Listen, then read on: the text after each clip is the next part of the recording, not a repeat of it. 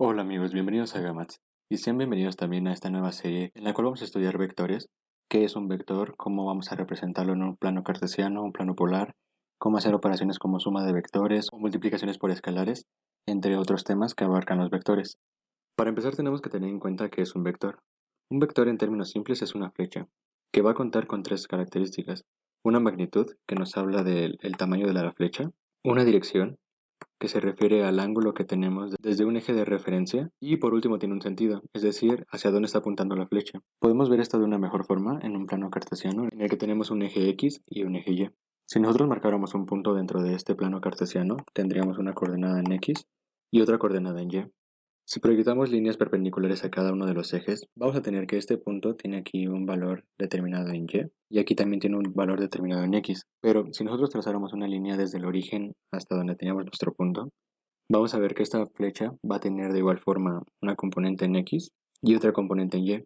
También podemos ver que esta flecha tiene aquí una magnitud, es decir, tiene un tamaño determinado, que en este momento desconocemos. Y también tiene aquí una dirección, es decir, tiene un ángulo que se forma desde el eje X hacia la parte donde tenemos nuestra flecha. Un vector como tal puede tener cualquier forma y cualquier tamaño. Es decir, aquí tenemos un ejemplo de un vector, pero también podríamos tener un vector de esta forma que tiene una magnitud diferente y de igual forma tiene un ángulo diferente. Podemos medirlo en esta parte o también podríamos medirlo desde aquí, dependiendo de lo que nos convenga. Aquí tenemos otros ejemplos de vectores que, como podemos ver, están apuntando en diferentes direcciones. En este caso, este vector de aquí, por ejemplo, solamente tiene una componente en X. Aquí tenemos otro que tiene únicamente componente en Y. Y por último vamos a volver al que teníamos originalmente. Habíamos dicho que las características de un vector es que tenían una magnitud, una dirección y un sentido. En este caso, aquí este vector tiene esta magnitud, que vamos a llamar por el momento R, y aquí tenemos una dirección, que es θ. También tiene un sentido, que es este, está apuntando hacia la parte de allá. Este vector azul que tenemos aquí tiene la misma magnitud que el amarillo, es decir, tiene aquí R. Y si proyectáramos un eje, es decir, si pasáramos este eje X para acá, tendría su parte positiva y negativa. Aquí podemos ver que el ángulo que se forma es el mismo que el que tenemos aquí arriba. Es decir, que este vector azul tiene la misma magnitud que este amarillo y también tiene la misma dirección. Pero como podemos apreciar, estos vectores van en sentidos opuestos. Si este vector lo dibujáramos aquí arriba, obtendríamos esto. Este vector es el mismo que teníamos en la parte de aquí abajo y, como podemos comprobar, sí tiene la misma magnitud. Y también aquí es un poco más fácil de ver que tiene la misma dirección. Es decir, aquí tiene un ángulo θ que es el mismo que este ángulo θ. Pero aquí podemos ver de una forma más simple que este está apuntando en este sentido y este está apuntando en este otro sentido. Este vector que estaba aquí es el mismo que tenemos aquí, porque un vector, no importa en qué parte del plano lo representemos, va a ser el mismo. Es decir, este vector que tenemos aquí centrado en el origen, podríamos dibujarlo, por ejemplo, en este cuadrante. Recordemos que en un plano cartesiano tenemos cuadrantes. Este es el primer cuadrante, segundo cuadrante, tercer cuadrante y cuarto cuadrante. Podemos dibujar el mismo vector que teníamos en el origen, en esta parte de aquí del primer cuadrante. Podríamos dibujarlo también en el cuarto cuadrante o en el tercer cuadrante, incluso en el segundo cuadrante, y el vector va a mantener las mismas propiedades, va a tener el mismo ángulo y también va a tener la misma magnitud. Por lo tanto, no importa si lo dibujamos en el primer cuadrante o en cualquier parte de nuestro plano cartesiano, este vector va a ser el mismo. Por lo tanto, estos 5 vectores son el mismo. Todos tienen el mismo ángulo y también todos tienen la misma magnitud, la magnitud de R. Vamos a continuar con el vector que teníamos en el origen, porque visualmente es un poco más fácil de manejar. ¿Qué podría representar un vector? Podría representar, por ejemplo, una velocidad, o también podría representar, por ejemplo, una fuerza. Todo esto lo vamos a analizar más adelante en una serie que vamos a hacer de cinemática. Podríamos tener, no sé, un auto que viaja a 25 kilómetros por hora. Pero para describir adecuadamente la velocidad, tenemos que indicar hacia dónde se está moviendo un auto. Es decir, no es lo mismo que nuestro auto se dirija hacia esta parte de aquí que hacia esta otra. Imaginemos que este vector representa la velocidad de un auto que va a 25 kilómetros por hora. Podemos dibujar el mismo vector de este lado, que tendría la misma magnitud, pero como podemos apreciar, va en el sentido opuesto. Entonces aquí, a la hora de hacer análisis en física, este movimiento de aquí ya no es el mismo que este. Aunque tengan la misma magnitud y la misma dirección, el simple hecho de que este vaya en este sentido y este vaya en este otro hace que sean diferentes. Para medir la dirección de un vector es muy importante considerar esto. Vamos a tomar el eje X como el punto de partida y el punto de referencia, es decir, los ángulos que vamos a medir van a ser a partir del eje X, que va a tener un valor de 0 grados. Para medir el ángulo de nuestro vector, Vamos a partir siempre desde la parte positiva del eje X hacia el sentido contrario al del reloj, es decir, en este sentido. Aquí el ángulo va a ir aumentando hasta llegar a 90 grados, luego va a bajar a 180 grados, va a continuar hasta 270 y por último va a llegar a 360 grados, o lo que es igual a una vuelta. Al llegar a 360 grados prácticamente hemos dado una vuelta, por lo tanto podríamos reiniciarlo y tomar de nuevo como valor 0, es decir, 360 y 0 grados es el mismo punto de partida. Si nosotros trazamos una línea desde donde termina nuestra flecha hacia el eje Y y hacia el eje X, podremos apreciar que este vector tiene una componente en X que tiene esta forma, es decir, está conformado por un vector que se encuentra únicamente en X y otro que se encuentra únicamente en Y. Nosotros podemos ponerle nombres a nuestros vectores para reconocerlos. En este caso podemos nombrarlo el vector V, y para dar a entender que estamos hablando de un vector, se le pone una flecha en la parte de arriba. Es decir, este vector también podría llamarse el vector A o el vector B. Pueden ponerle realmente el nombre que ustedes deseen. Lo que tienen que tener siempre en mente es que tienen que ponerle este símbolo de aquí para indicar que estamos hablando de un vector. Como nuestro vector se llama vector V, vamos a tener que estas componentes van a ser la componente del vector en Y y la componente del vector en X. Recordemos, si aquí este se llamara A, aquí tendríamos que es la componente del vector A en Y y la componente del vector en X. Vamos a trasladar este vector a un plano cartesiano más pequeño para que podamos hacer unos ejemplos. Aquí podemos ver de una forma más clara las componentes rectangulares de nuestro vector, es decir, la magnitud que tiene en X y que tiene en Y. Cada una de estas separaciones representa una unidad, por lo tanto podríamos decir que este vector tiene 8 unidades en X y 13 unidades en Y. Pero las componentes rectangulares no son la única forma en la que podemos representar a nuestro vector. Si nosotros trazáramos círculos concéntricos con radio igual a cada una de estas unidades, tendríamos algo parecido a esto. Como podemos apreciar, cada uno de estos círculos corresponde a una división que teníamos en el plano cartesiano original. Y podemos apreciar que cada uno de los cuadrantes está separado por 6 partes iguales. Este conjunto de círculos y líneas nos representan un plano en el cual podemos representar nuestro vector con coordenadas polares. ¿Cómo es esto? Bien, si trasladamos a la parte derecha, vamos a tener un plano que tiene las mismas características que el plano de la izquierda, es decir, la separación entre los círculos va a ser la misma que la separación entre estas líneas, y podremos representar nuestro vector en un plano distinto. Estos dos vectores son el mismo vector pero representado en diferentes planos. Del lado izquierdo tenemos un plano con coordenadas rectangulares, mientras que del lado derecho tenemos un plano con coordenadas polares. Al ser el mismo vector, ambos tienen las mismas componentes en Y y las mismas componentes en X, al igual que tienen la misma magnitud y la misma dirección. Podemos comprobar que son los mismos vectores si trazamos una línea desde este punto hasta este, vemos que coincide a la misma altura. ¿Para qué nos sirve representarlo en dos planos diferentes? Bueno, aquí habíamos dicho que esto tiene una dirección, pero en este plano no es tan fácil ver la magnitud ni el ángulo. Podemos ver las componentes en X y en Y de forma muy sencilla, contando únicamente el número de divisiones, pero, por ejemplo, para obtener la magnitud aquí visualmente sería muy complicado hacerlo. En este plano podemos ver de una forma más sencilla el ángulo y la magnitud, ya que el radio de estos círculos nos va a ayudar a determinar la magnitud visualmente. En este caso, este plano llega hasta 15 unidades y vemos que nuestro vector se pasa por un poquito.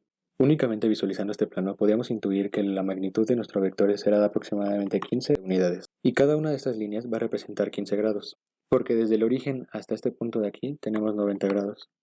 Si dividimos estos 90 grados entre el número de partes, que son 6, vamos a obtener como resultado que cada una de estas partes va a ser igual a 15 grados. Es decir, aquí tendríamos 15 grados, 30 grados, 45 grados y 60 grados. Podemos ver que nuestro vector no llega a los 60 grados, pero está muy cerca. Entonces, de forma gráfica, podemos decir que el ángulo es de aproximadamente unos 58 grados. Entonces, básicamente esa es la razón por la que tenemos dos planos. En uno es más fácil de visualizar las componentes en X y Y, mientras que en el otro es más fácil de visualizar la dirección, que es el ángulo, y la magnitud, que es el radio de nuestro vector. Pero ¿cómo pasamos de las coordenadas rectangulares a las coordenadas polares? Para ello tenemos estas fórmulas, las cuales nos dicen que la magnitud o el módulo del vector, que son lo mismo, esto es llamado módulo o magnitud, va a ser igual a la raíz cuadrada de la componente en x al cuadrado más la componente en y al cuadrado. Y el ángulo o la dirección va a ser igual a la tangente inversa de la componente en y sobre la componente en x. Entonces, si nosotros tenemos las componentes rectangulares, podemos pasar fácilmente a las polares utilizando estas fórmulas. Pero, ¿de dónde vienen estas fórmulas? Como hemos visto, sin importar dónde se encuentre localizado nuestro vector, en el plano cartesiano va a tener las mismas características Este vector que tenemos aquí de la componente en y podríamos escribirlo en esta parte de acá. Sigue siendo el mismo vector y sigue teniendo la misma magnitud y la misma dirección. Únicamente lo hemos desplazado a la derecha para poder visualizar que entre estas dos componentes, entre la componente x y la componente y, tenemos un ángulo rectángulo, ya que aquí tenemos un ángulo de 90 grados. Y sabemos que para un triángulo rectángulo podemos aplicar el teorema de Pitágoras y encontrar la hipotenusa, que en este caso sería la magnitud. Entonces, el teorema de Pitágoras nos dice que es c cuadrada igual a cuadrada más b cuadrada. O lo que es igual c igual a la raíz de a cuadrada más b cuadrada. Pero, ¿cuál es a y cuál es b?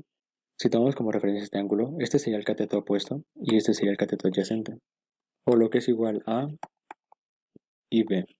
Entonces, si nos dice que c o la hipotenusa va a ser igual a la raíz cuadrada, tendremos que el módulo de nuestro vector, que corresponde a c, va a ser igual a cuadrada, que corresponde a la componente en x al cuadrado, más b cuadrada, que corresponde a la componente en y al cuadrado.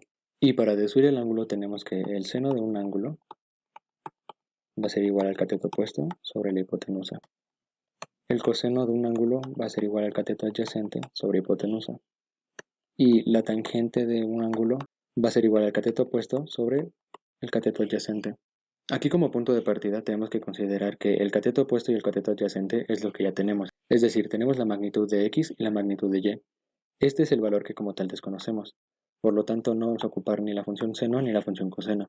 La única función trigonométrica que nos permite calcular el ángulo a partir de los datos que nos están proporcionando es la tangente, ya que sí tenemos el cateto opuesto y también tenemos el cateto adyacente. Entonces aquí únicamente tendremos que despejar y el ángulo va a ser igual a la tangente inversa del cateto opuesto sobre el cateto adyacente. El cateto opuesto en nuestro gráfico representa la componente en y, que es lo que tenemos aquí arriba, y el cateto adyacente representa la componente en x, que es lo que tenemos aquí. Ya que hemos analizado de dónde vienen estas fórmulas, podemos confiar en ellas y aplicarlas directamente. Vamos a regresar nuestro vector a su posición original y vamos a aplicar las fórmulas para pasar de las coordenadas rectangulares a las polares. Recordemos que nuestro vector tenía 8 unidades en x y 13 unidades en y. Vamos a poner 8 al cuadrado más 13 al cuadrado, que va a ser aproximadamente de 15.26 unidades. Aquí gráficamente podemos comprobarlo, ya que lo habíamos mencionado anteriormente. Si contamos tenemos 1, 2, 3, 4, 5, 6, 7, 8, 9, 10, 11, 12, 13, 14, 15 unidades hasta aquí. Pero podemos ver que nuestro vector se pasa por un poquito. Gráficamente con esta escala no podemos saber exactamente cuánto era la magnitud de nuestro vector, pero podemos ver que analíticamente tenemos que nuestro vector tiene una magnitud aproximada de 15.26. ¿Por qué aproximada? Porque en realidad su valor exacto es de la raíz de 133, pero aquí solamente estamos considerando dos decimales. Luego, para obtener el ángulo tenemos aquí la magnitud de y la magnitud de x. Realizando las operaciones tendremos que el ángulo es de aproximadamente 58.39 grados, que gráficamente habíamos dicho que teníamos aproximadamente 58, ya que aquí tenemos 60 grados, pero no alcanza a llegar. El valor real de la dirección de nuestro vector es de 58.39 grados aproximadamente. Estos dos resultados corresponden con los que habíamos obtenido gráficamente. Si aquí tuviéramos una mejor escala, podríamos realizar el método gráfico de una forma más precisa. Lo más recomendable es obtener analíticamente los valores de la magnitud y del ángulo, pero el plano de coordenadas polares nos permite visualizar de una forma más sencilla, sin hacer los cálculos, cuánto sería aproximadamente la magnitud de nuestro vector y el ángulo. Ya hemos visto cómo pasar de coordenadas rectangulares a coordenadas polares. Ahora vamos a ver cómo hacer lo contrario, es decir, vamos a pasar de coordenadas polares a coordenadas rectangulares.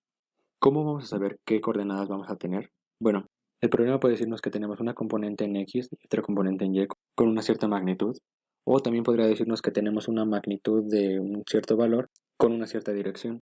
Cuando nos proporcionan la magnitud del vector y la dirección, el plano que más nos conviene es el polar, pero podría presentarse casos en los que necesitemos saber cuánto valen las componentes rectangulares. Para eso vamos a analizarlo de esta forma.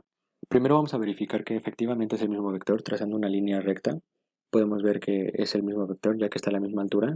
Y las fórmulas para encontrar las componentes rectangulares son estas. Vamos a ver de dónde salen.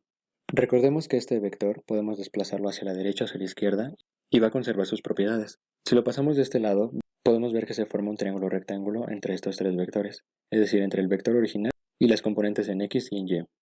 Aquí tenemos este ángulo de referencia que es θ, y nuevamente por trigonometría recordemos que aquí tenemos un cateto opuesto y un cateto adyacente. El cateto adyacente va a ser igual a la componente en x, mientras que el cateto opuesto va a ser igual a la componente en y. Si recordamos las funciones trigonométricas, tendremos que el seno de un ángulo va a ser igual al cateto opuesto sobre la hipotenusa, el coseno de un ángulo va a ser igual al cateto adyacente sobre la hipotenusa, y la tangente de un ángulo va a ser igual al cateto opuesto sobre el cateto adyacente. Para pasar de coordenadas polares a rectangulares, a diferencia del método para pasar de rectangulares a polares, no vamos a utilizar la tangente, ya que desconocemos tanto el cateto opuesto como el cateto adyacente. Recordemos que lo único que tenemos como datos es el ángulo y la magnitud del vector. Entonces esta fórmula no nos sirve. Pero estas otras dos funciones sí nos sirven. ¿Por qué? Porque aquí tenemos el cateto opuesto y aquí también tenemos el cateto adyacente. Estos son los dos valores que estamos buscando. Y podemos ver que tenemos la hipotenusa, que corresponde a la magnitud de nuestro vector. Este dato sí lo tenemos y también tenemos el valor del ángulo. Por lo tanto, estas funciones trigonométricas nos van a ayudar a encontrar sus componentes rectangulares.